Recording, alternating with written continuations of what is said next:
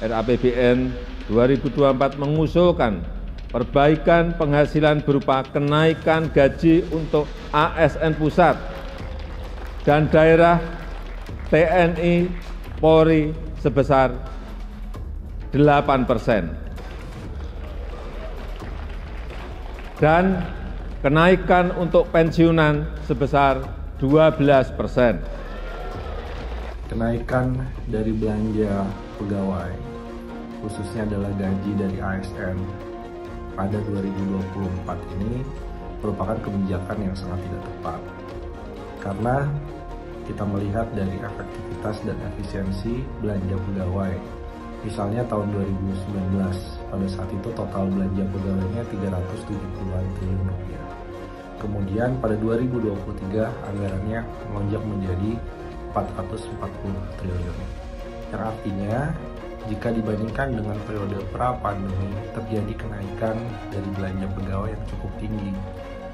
Belum lagi kemudian ada tunjangan-tunjangan yang selama ini diberikan kepada para pegawai atau ASN.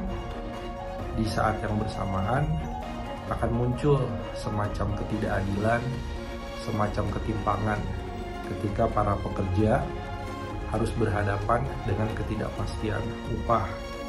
Belum lagi dengan merujuk pada aturan Undang-Undang Cipta Kerja, para pekerja di pabrik, di sektor formal maupun informal, mereka harus berhadapan dengan kenaikan upah minimum yang relatif lebih rendah dibandingkan formulasi upah sebelum adanya Undang-Undang Cipta Kerja. Jadi kalau hal itu yang terjadi, maka bisa dikatakan belanja pada tahun 2024 ini hanya akan menguntungkan segelintir dari kelompok yang notabene adalah pegawai pemerintah. Kemudian belanja ini akan dikategorikan sebagai belanja yang sifatnya populis. Jadi hanya karena mendekati pemilu, maka terjadi kenaikan yang cukup tinggi dari gaji maupun pensiun. Nah, ini tidak bisa dibenarkan secara politik anggaran. Kemudian harusnya pemerintah mengalokasikan lebih besar untuk membantu mereka yang berada di sektor swasta, mereka yang berada di sektor UMKM untuk mendapatkan upah yang lebih layak, upah yang lebih tinggi.